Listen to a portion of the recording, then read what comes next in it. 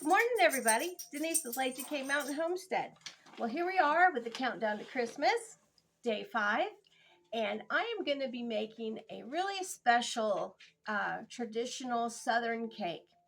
I haven't made this since I was a young woman in my 20s, probably. But it is called the Redbird cake. And if you've seen the latest issue of Southern Living magazine for Christmas, you will see the Redbird cake on there. Now, that's one way to make the Redbird cake as far as decoration, and that is 3 layers, and that's what I'm going to do. But you can also just make it in a 9 by 13 pan. You won't need as much frosting because it doesn't have layers. And I have seen people make it in 2 big layers or 4 layers, whatever you want to do, but it's a really beautiful traditional Southern cake. When I was a young woman in my 20s in the 80s, I worked at Sears, and it was in the mall, and we had 2 anchor stores, Miller and Rhodes and Tallheimer's. And those were the high-end money stores. They're both out of business now, but they were in business for, I would say, almost 100 years. Don't quote me on that, but I know they were in business for a long, long time. And it's sad that those have gone by the wayside. But anyways, those stores, I would go in and dream, and sometimes I'd have enough to go buy some perfume or something if I saved up. And I met this lady who worked at the perfume counter, and she was very old back then. For me, I was in my 20s. I guess she was probably in her 70s, and here I am in my mid-60s. But anyways, I don't know, people acted older back then. But anyways, she kind of took me under her wing and taught me how to make this Redbird cake. Now, if you like a hummingbird cake, you should like a Redbird cake. It's got kind of the same things, except it does have chopped maraschino cherries in it. It has bananas, it has crushed pineapple, it has pecans, of course pecans, because that's a Southern treat. Buttermilk, it's really moist and yummy. So with that introduction, I want to show you what a Redbird is if you guys aren't familiar, or a cardinal. And for my decoration on top, I'm going to make a sugar cookie, and I'm going to use this as a cutout for my sugar cookie. And I'm going to put some sanding sugar on it in red, and I'm not going to go into great detail, but I'm going to put the black up there around his eyes and down below, so you can tell that it's definitely a cardinal Redbird. So with that said, let's get started. Let me put my inspiration right here. Cardinals have a lot of mystery and myths that go with them. They are the Virginia state bird, and I was raised in Virginia. And even though I wasn't born there, I was raised there since I was 11, and I have a lot of love for that state. So anyways, let's get started. So I've got my directions down here. We're going to need quite a lot of ingredients, but that's okay because it's a homemade from scratch cake. So you're going to need 3, let me go and put this down, 3 cups of all-purpose flour right here. And I have, let me see, 1 teaspoon of baking soda and 1.5 teaspoons of salt. So I'm going to go ahead and whisk all that together. Now, I'll probably have to refer back to my recipe because, like I said, I haven't made this in a long time, and I had it written down, but I went ahead and printed it out because I wasn't sure I had everything that I needed in that written recipe. So, there we go. Get all that nice and sifted together. All right. I'm going to get my dry ingredients together, and what we're going to need now is we're going to have to put our spices together in here, and we need ground ginger, allspice, and cinnamon. So it's going to be a really lovely, warm, spicy cake. All right.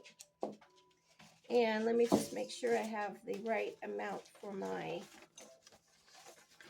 ingredients here. Okay, so we are going to need 1 teaspoon of ginger, 1/2 teaspoon of allspice, and 1¼ teaspoons of cinnamon. So let's start with the cinnamon. I'm just going to go ahead and just put it right on top here.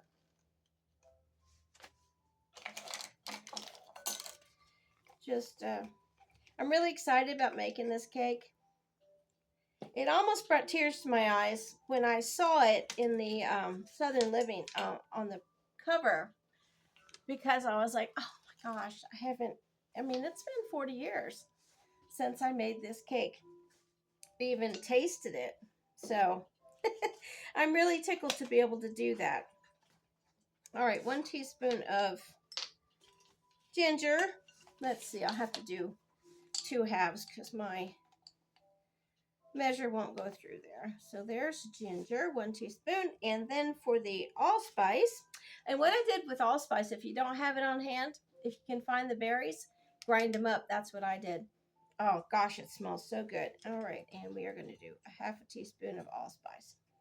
All right, and we are just going to go ahead and set those dry ingredients aside. And I'll put my spices over here on this back counter, get them out of the way. It's a lot of ingredients, like I said, so you're going to want to kind of make room as you go, unless you've got a really long counter. All right, so we'll put that over there. Now, what I'm going to do, I've got my oven preheated at 350, and I'm going to make it at 3 layers. Now, I just went to Dollar General, and I bought these cake pans, and I'm just going to use them for now. I've used these to make my apple stack cake, and they do really good. So I thought, well, I'll just use them because I don't have 3 layers for the others. So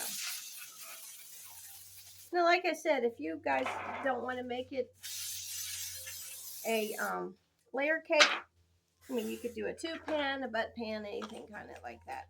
It's just a really moist cake. So I'm going to go ahead and set these back here on my counter and get everything else ready. Okay, here we go.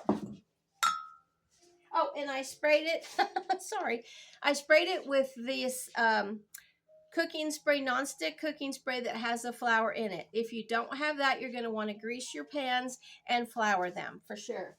And if you've got traditional cake pans, I mean, I do have them, but I only have 2. You might want to put a piece of parchment paper on the bottom just to help lift it out. That's up to you, so they don't stick. Okay, so now what we're going to do is we're going to get our wet ingredients together. For wet ingredients, we have 1 1/4 cups of oil, and I'm going to go ahead and put that in my bowl. I'm doing all this without the mixer because you know me, I try to do traditional stuff. Okay, and then we have 3 eggs. I'm going to go ahead and put them in. Now, I'm going to go ahead and whisk them together and get them nice and incorporated. Doesn't take long with your little whisk. I'm using my Danish dough whisk, which I really, really like. I know I say it all the time, but I'm just fascinated about how fast. I mean, look at that. It's already incorporated.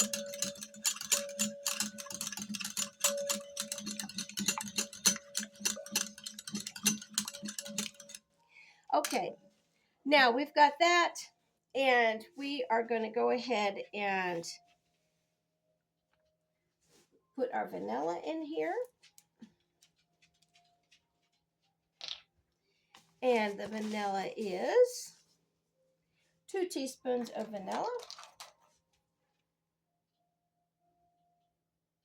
And there we go.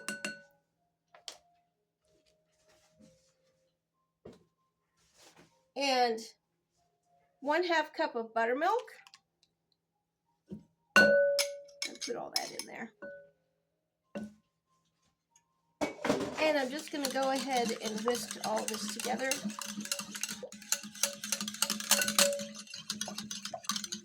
And I'm going to add 3 tablespoons of melted butter right in here. And this is all of the wet ingredients.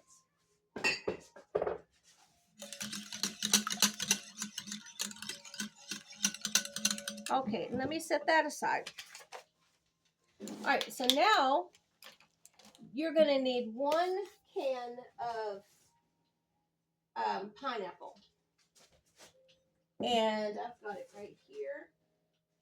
And you're going to want to drain the juice off. But you're going to want to keep the juice. I know that kind of sounds weird, but you're going to use the juice, all that juice, in the cake. And let me see, that can is a 20-ounce can of crushed pineapple. And you're going to take a spoon, and you're just going to still press it down and get the juice out. Because what we're going to do now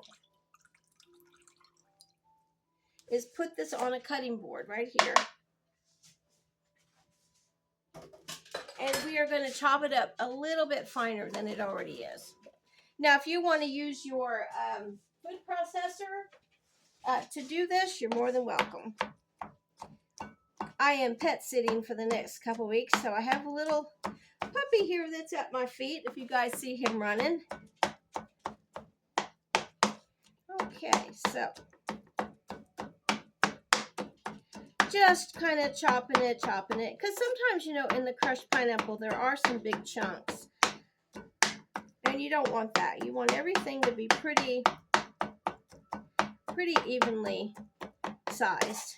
Okay, so what we're going to do now is we're just going to go ahead and put that right back in here, into the juice.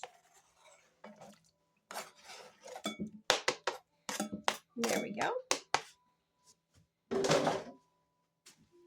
All right, and we are just going to mix that up. Mix that up right like so. And it's nice and chopped. Okay, so next, what we are going to do is we have 2 ripe bananas. And like I said, if you guys are watching this and you've made a hummingbird cake, it's very similar. You've got your bananas, your pineapple, and your nuts. And you're just going to mash them up with your fork. And if you don't like to do that, put it in your food processor and get them nice and mashed up. But that doesn't take long with them being very ripe, and they smell really good. Okay, and I'm just going to add that to my pineapple.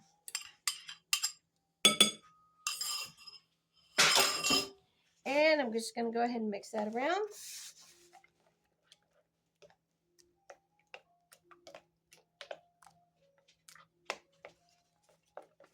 And I'm just looking, because like I said, I haven't made this in a long time, so I've read it several times, but I just wanted to make sure.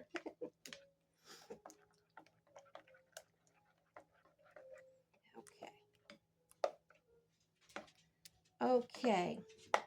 Now, we are also need maraschino cherries, which is the red cocktail cherries. I've got them drained. Let me get another cutting board, because we are going to chop these up too. Set this aside. Now, this isn't really a quick and easy cake like I normally do, but this is going to be something beautiful and eye-catching for sure. Okay, I've got my cherries. Like I said, if you want to do them in the food processor, you're more than welcome to. I'm just going to go ahead and chop them. And you're kind of going to do a rough chop, but you want to make sure that they all are chopped up. You don't want to have any big chunks. This is the red part of the red bird cake. And you might say, oh, I don't like these, but you guys, you don't even really taste these cherries in here. You don't taste the maraschino cherry part, if you will. It's mostly for color.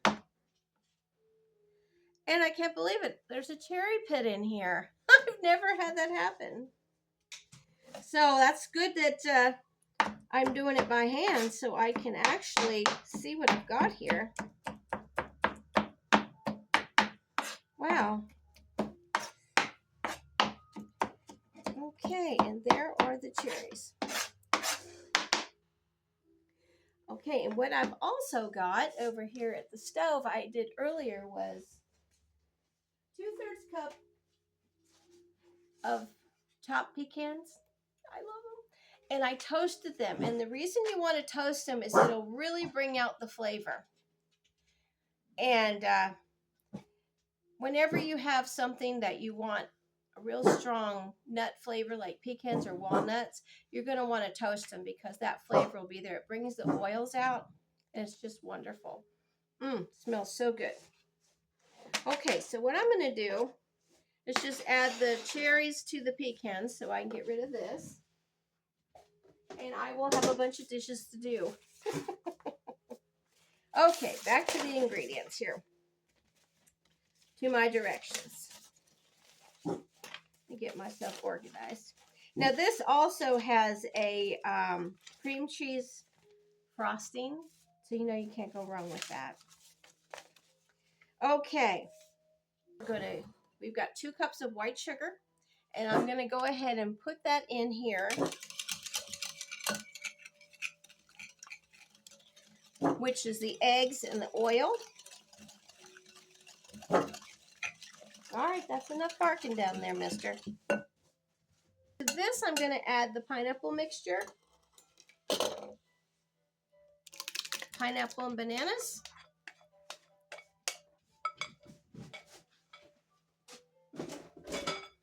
Whisk them around. That's so you see what I'm doing.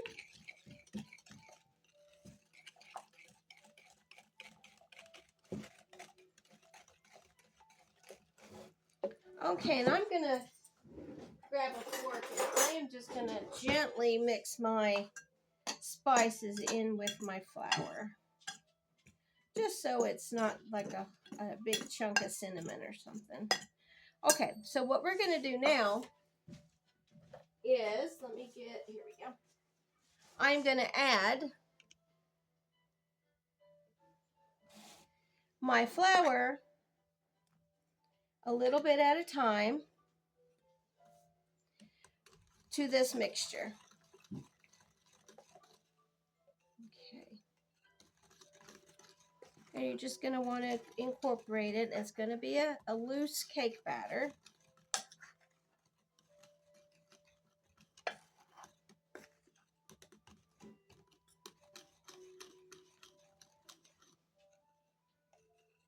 Okay.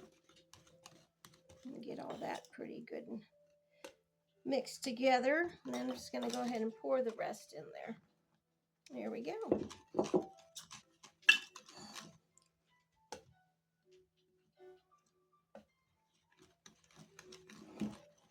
Oh, it smells so good. Especially when you put those spices in there. And before I add my cherries and my pecans, which are over here, I'm going to get all this flour incorporated. That way I know it's not going to have any flour chunks there. There we go. Get all that down in there. Oh, it smells so good. And you can see it kind of looks like a banana bread at this point. Okay, now we're just going to go ahead and put all the nuts and the cherries in there. And we're just going to kind of fold these in. Boy, that looks so good. All right, guys, there is your batter. And you can see it's kind of turning red with the cherries. As I recall, that is the color. So this is a really pretty festive cake for the holidays, I would think. For me, anyway. Okay, so what we're going to do now is bring over our cake pans. And I've got my oven again preheated at 350. Got my Redbird here for inspiration saying, you can do it. Let me get a ladle because you want to make sure you're going to put exactly the same amounts in all of these cake pans. So let me put that down for you guys to see. Alrighty. I'm really excited. I know I keep saying that, but boy, oh boy. I'm going to do 2 in each one just to start. That way I know I'm going to be even. You know, I think it's so important that we try to keep traditions alive. Okay, that was 2 in each. Now I'm going to start with 1 in each. Just like living over here in Tennessee and Appalachia, you know, I made the apple stack cake. You know, that's something that really people don't make anymore. Those people are gone that really treasured that cake. Okay, so it's about 5 ladlefuls in each, and they are full. Alrighty, guys. How about that? Isn't that pretty? Now, I'm going to go ahead and put these in the oven, and we are going to bake them. I believe it's for an hour. Let me just make sure. No, I'm wrong. That was if I used the bun pan. 22 to 25 minutes. But the directions will be, Murray, I'm talking. Okay, the directions will be in the direction box. So I'll be right back. Hey everybody, I'm back with the baked cakes. Now, I had originally told you guys 22 to 25 minutes. Well, these cakes took a lot longer, and I know I had said an hour the first time, but they didn't take that long, but they did take a lot longer, and I remembered that from my memory of 40 years ago, because there's a lot of moisture in these cakes, because you've got, you know, bananas, and you've got pineapple and cherries, and eggs and everything. So they went about 35 minutes. Now, they are deep golden brown. Beautiful. They just are so beautiful. Now, when you test your cakes, you want to make sure that you put your skewer or your toothpick all the way down. And I use this. Go all the way down into each cake and test each cake, because they may cook differently. Mine were all done at the same time, but I just wanted to make sure, because you don't want a cake that's wet in the middle, because it'll just be a disaster. Okay, so I have to let these cool for 2 hours or until they are completely cool. You don't want any warm in these cakes, because you're going to be making a cream cheese butter frosting, and that will melt off your cake, and you don't want that after you went through all the trouble of making these beautiful cakes. So I will be back in a couple hours, and we will start with the frosting and get this baby going. Hi everybody. Well, the cakes are cooled, but I need to make my little decoration for the top of the cake before I start the frosting. So I just wanted to show you what I did. I had some sugar cookie dough that Willis and I had made over the weekend, which I'm going to make some sugar cookies in this series, but not today. So, but I will leave the link in there if you want to use my sugar cookie recipe. Or you can just go to the store and you can get the already rolled out dough for sugar cookies. Or I think Betty Crocker's got a packet that you can put together, and you just roll it out about 1/4 inch thick, because you want them a little thick so that they'll be sturdy if you want to do this for your decoration on your Redbird cake. So let me just put this down. Please pardon my kitchen, because I went to Walmart while I was waiting for the cakes to cool. So I've got a bunch of stuff. I used this Redbird here as my template, but I did make his tail a little bit thicker, because I had tried earlier and this was just a little bit thin and it broke off. But that's a template, and I just put it on my dough that was rolled out, and I just traced it with a paring knife. And if you've got kids coloring books, you might be able to find a bird in there and make him look like a red bird. Or look online and you can just draw one out if you don't have a cookie cutter, which I don't. But I'm going to look for them because I think that would be really neat. Okay, so what I did was I just cut as close as I could. Now I have a paring knife. I know the professional bakers have X-Acto knives, but I'm just a home baker, and maybe someday I'll get me an X-Acto knife, but I don't have one. What I did here for his feet, which he has none in my template, I went ahead and cut just a little square out so I can stick him in the frosting and he'll stand up in the cake. Now I've got this at 350 and I'm going to bake it for 12 minutes, and that will ensure that it's a nice hard sugar cookie. If you wanted a soft sugar cookie, which we'll make down the line in this series, it'll be about 8 minutes. So just trying to make sure everything is clean and tidy. And then when it comes out, we will sugar it with our red sugar, which I also made because I didn't have any. What I did was I just took some white sugar and I had my gel, which works really better than the wet, but you can use the wet food coloring. And I just went ahead and I mixed it with my hands because that was easier. And you can see there, you've got your sanding sugar right there. You can do it with any color. It's really easy. When I went to Walmart today, I couldn't even find any red sanding sugar. I guess because it's a couple weeks before Christmas and everybody's out. Okay, so into the oven these are going to go, and then I will meet you over to the mixer and we will start our frosting. Okay, here we are at the mixer. It calls for 2 packages of room temperature cream cheese and 1 cup or 2 sticks of room temperature butter. Again, I'm going to go ahead and just whisk this around with my whisk attachment until it's all nice and creamed together. There we go. I think that's better.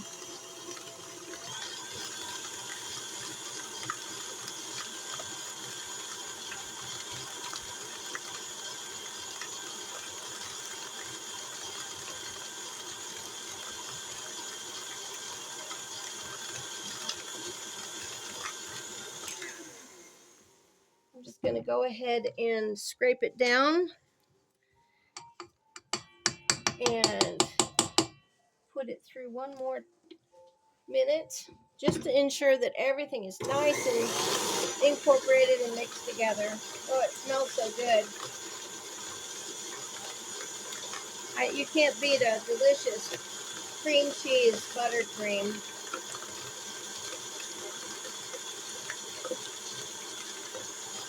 Okay, I think that looks pretty good.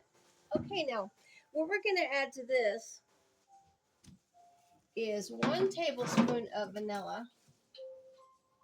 I'm going to go ahead and put that in there and mix that around. Do it a little slow at first because with the cream cheese and the butter, that vanilla will splatter.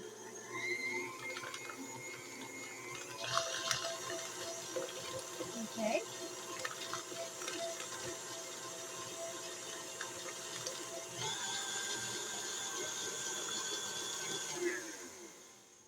All right. Now, to this, we are going to add, this calls for 1 entire bag of powdered sugar. And I've got it in here. I already started sifting it. It also calls for a 1/2 teaspoon of ginger and a 1/4 teaspoon of cinnamon. So it's going to be kind of a creamy off-white color, which really goes well with this cake, and it's really yummy. So I'm going to go ahead and come over here and sift this. So you can see what I'm doing here. Just sift it. Now, if you guys don't want to sift it, you don't have to, but I sift it because powdered sugar does have lumps in it sometimes. And that way you don't have to worry about having any hard things in your frosting, especially with an elegant cake like this or any cake. I think it's important just to make sure that it's sifted. It's just what happens with moisture. Oh, it smells so good with that ginger and cinnamon. My goodness. And I can feel some little hard pieces of that powdered sugar in there. Let me show you what I'm talking about. See what I mean? You can just get little hard things in there. And then sometimes I can just break them up. But if they're too hard for moisture in the bag, I just go ahead and let them, put them in the trash. Okay, Murray's down there. And he's sniffing the floor. Okay, so to this, we're just going to add some of this powdered sugar. Now, I have got some heavy cream on standby. This actually doesn't call for any more moisture than that 1 teaspoon of vanilla. So let me get my guard here. If I can find it. There it is. Whenever Christmas and the holidays come, I have to move everything out of the way for all this baking. And so I have to find my stuff. Okay. And you don't want to go fast because you'll have a cloud.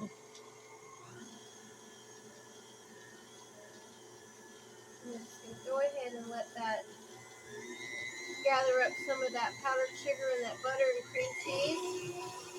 Oh yeah, boy, that looks good.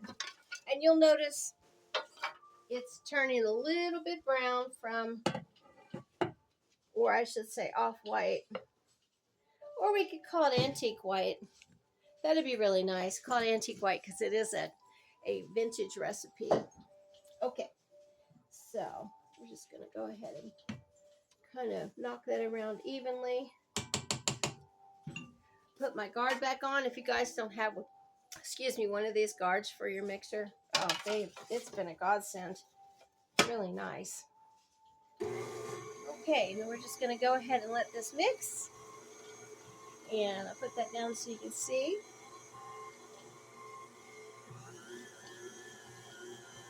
Now this is a lot of frosting because you've got 3 layers, your sides and your top.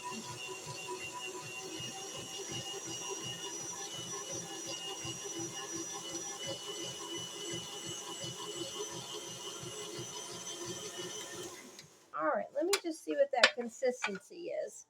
It looks pretty good. Let me see here. Oh yeah, I think that's going to be okay. Yeah, that's very, very nice. Trying to decide if I want to put a little bit of heavy cream in there. I think I'm going to.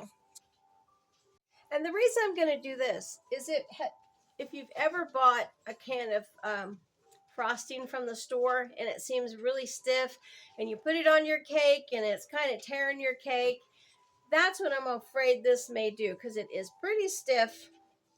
And I just want to put maybe a teaspoon in here and just see where we are because I want it to really spread evenly, fast, and without tearing anything.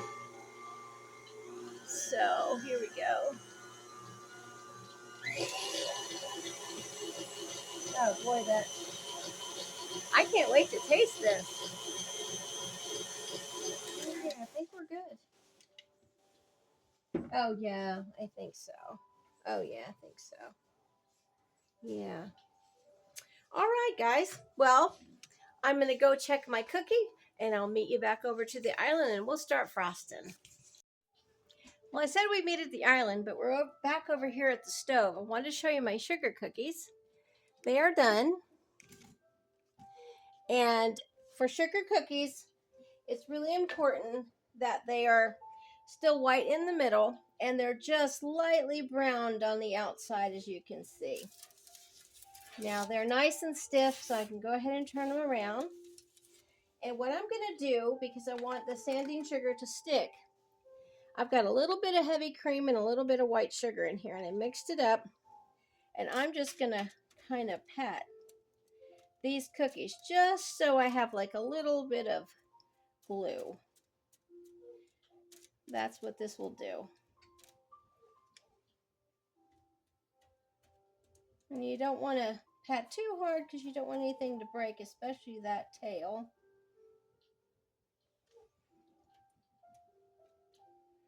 There we go. All right, I think that's going to be wet enough. And I'm going to just take my sanding sugar here, my red sugar, like you can buy it in the store. And I'm just going to make sure it's nice and unclumped. Okay, and I'm just going to go ahead and sprinkle that all over those cookies. And you'll be able to shake this off once everything is dried and cooled. Now I have tried to put the sugar on the birds. And if you guys know, the sugar will kind of melt. And it's not the prettiest thing. And it can burn too. So I went ahead and just decided to do it like this, like I would normally sugar cookies. Okay. And there we go. And I'm just going to let them cool right here. I think they look good. Then I'm going to come back with some icing, and I'm going to make an eye and just outline the beak, and just down here, just around here kind of is where the red bird has black, and it really identifies it as a red bird or a cardinal. Okay, so there we are with that. We are good on that, so let's get over to the island. Okay guys, we're back and we're gonna frost the cake. I got my cardinals done, or my red birds done, so they're ready whenever we frost the cake for decorating. And what I'm also going to use is just some of that red sanding sugar to kind of put around the edge after I frost it. I think it'll be pretty. So we've got our 3 layers here, and they are pretty much level. But what I'm going to do, if you can see just a little hump right there, so I'm just going to kind of come with my serrated knife or bread knife, come around here and make it a little bit more level. And we'll just go ahead and put this right down here. That way we've got a really nice level cake to start frosting. And I don't know if you can tell, but these cake pans I used have like a scalloped edge, so it's even going to make it prettier. Now I don't have an offset spatula, so I'm just going to use a regular spatula. And we're going to start. Now I'm not a cake decorator, so please don't think I am. I'm just a home baker that enjoys baking and trying to make things look pretty. So this is our first layer, and we're just going to go ahead and bring that frosting all the way out to the edges. And you want to make sure that you have a lot of frosting so you can go ahead and do what I'm doing here, leveling it. Okay. I think that looks pretty good. So now we're going to go ahead and take another one of these. And I know a lot of people use the opposite sides, but since these are pretty level, I'm not going to worry about that. And I am, because of scalloped edges, I am lining up the scallops. So I don't have a whole lot to take off of this one in the middle here to make it pretty level. I mean, it's up to you. If you don't want to do that, you don't have to. Okay, I think that looks pretty good. And we'll go ahead and put a great big dollop of this frosting back on. And if you see the little brown specks in it, that's your ginger and your cinnamon. And if you didn't want to have ginger and cinnamon in there, because I know some people don't like those spices, you can just have a regular buttercream with cream cheese in it. It'll be just as yummy, believe me. And again, just bringing this frosting all the way out to the edges.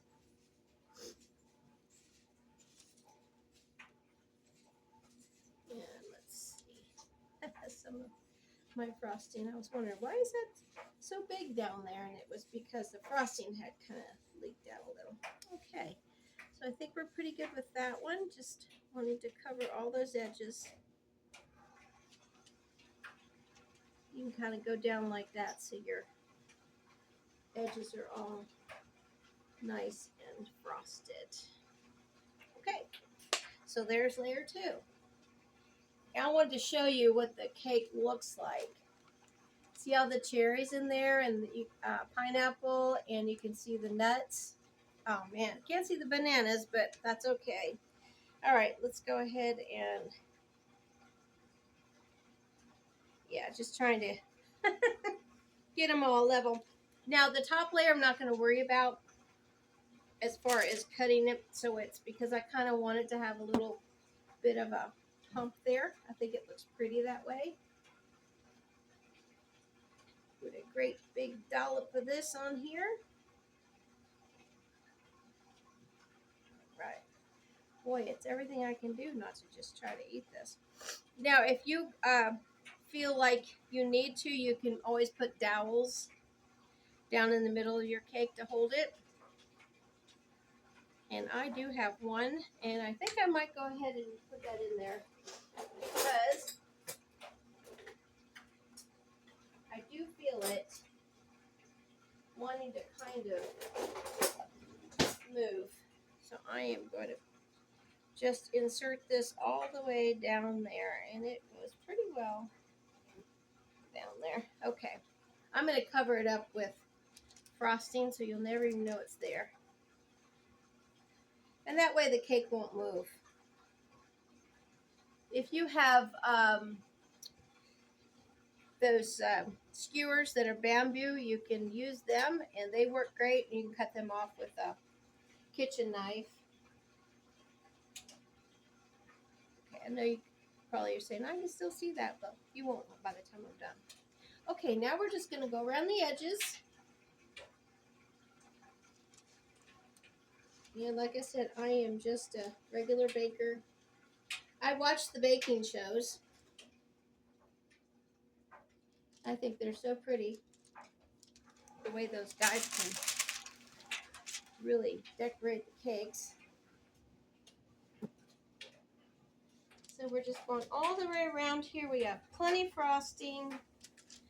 Go all the way around this cake. And I always kind of start up like this and then just let it go down that way. It's easier for me, especially with not having an offset spatula. I had one and my handle came off, and I have not gotten one, and I need to. I know I need a cake stand. That way I can twirl it. There we go. I think it's really turning out pretty. Go all the way around there.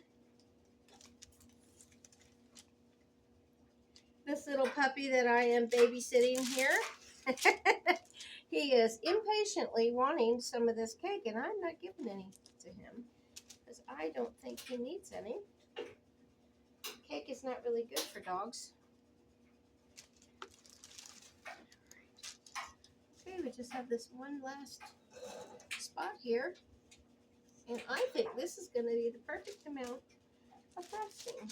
All right.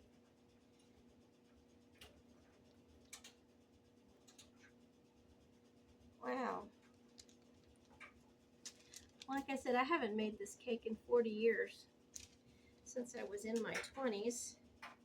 You know, and I feel so bad because I don't remember that lady's name that worked at Miller and Rhodes that took me to a tea, and she had made one of these beautiful cakes. Oh, I see I have a little hole there. I need some. And there we go.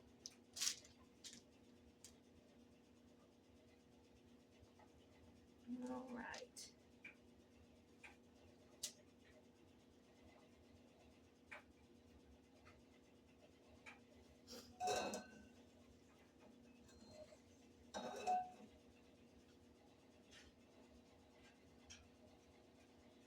And you guys, if you can decorate this cake however you want to decorate it. If you want to make it a naked cake with hardly any frosting, you can do that. I love frosting, so I'm not. I thought for a minute I might have to because I wasn't sure how much frosting this was going to be. But let me just walk around the cake and just make sure I've got it. Yep, I think it's looking good. With my butter knife here. Yeah.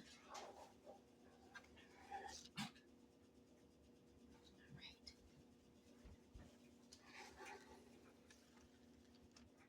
There we go. Oh yeah, I think that's pretty. I'm just going to kind of go like this with it, covering up that. Now, if I didn't have these scalloped edges, I could do a lot more with the sides, but since I have the scalloped pans that I used, I'm kind of at the mercy of them. The Southern Living cake had it where you went up like this. Oh, it was beautiful. But I am just going to go ahead and kind of make this swirly because I think that's a pretty effect. There we go. And if you wanted to, you could come through with a fork. Let me show you that. Come through with a fork all the way around like so.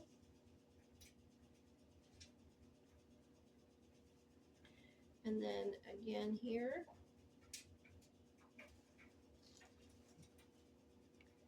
All the way around. And that gives it a real pretty look as well. And if you want to, you can go all the way around like that. There are so many cake decorating techniques out there that you can buy at Hobby Lobby, all the little tools. All right, I think that looks pretty good. What do you guys think? Yeah, I think it looks pretty good. Okay, so now let me just wipe my hand off here.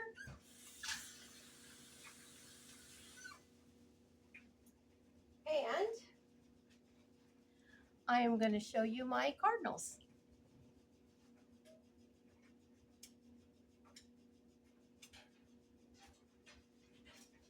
Here they are. I think they turned out pretty good. So I'm going to go ahead and put them on my cake.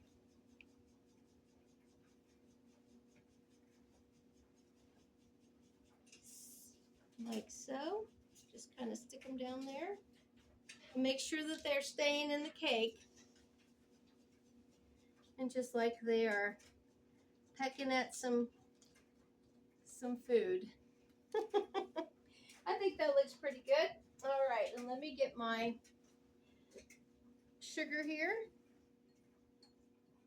And I'm just kind of going to go around the sides with some of this red. Because I don't think you need a whole lot of decoration for this cake.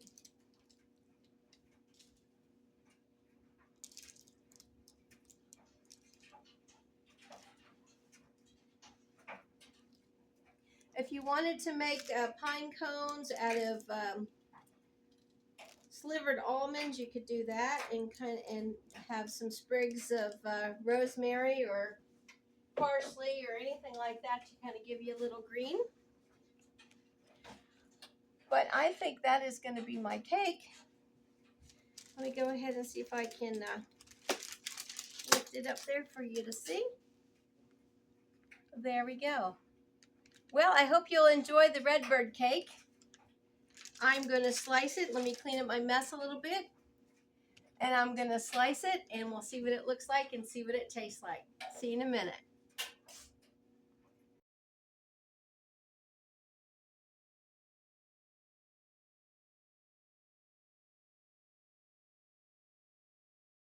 Okay, guys, I cut the cake. Here it is, 3 layers. 1, 2, 3. That's what it looks like. And let me just bring this down so you can see what it looks like. It's really a beautiful cake. There's the inside. If you can see it. There you go. Isn't that pretty? All right, here's the taste test. I wish Willis was home, but he'll be home tomorrow. But he won't be here for the video. But let me go ahead and give this a try. Oh, man. It's as good as I remember. Wow. This was such a lovely cake for a tea. Of course, I didn't cut it this big. I always make big slices, smaller slices for a tea. Such a wonderful tradition. I hope you guys will try this cake. It's just wonderful. It's not overpowering with any of the flavors. Like the banana is, you can taste it, but it's not overpowering the pineapple and the maraschino cherries. I mean, it's just, everything is just blending together with those spices. And the frosting is to die for. Well, listen, you have a great evening, and I will see you tomorrow with something more and festive, and I hope you'll enjoy this. And you have a great night from Lazy K Mountain Homestead. Bye!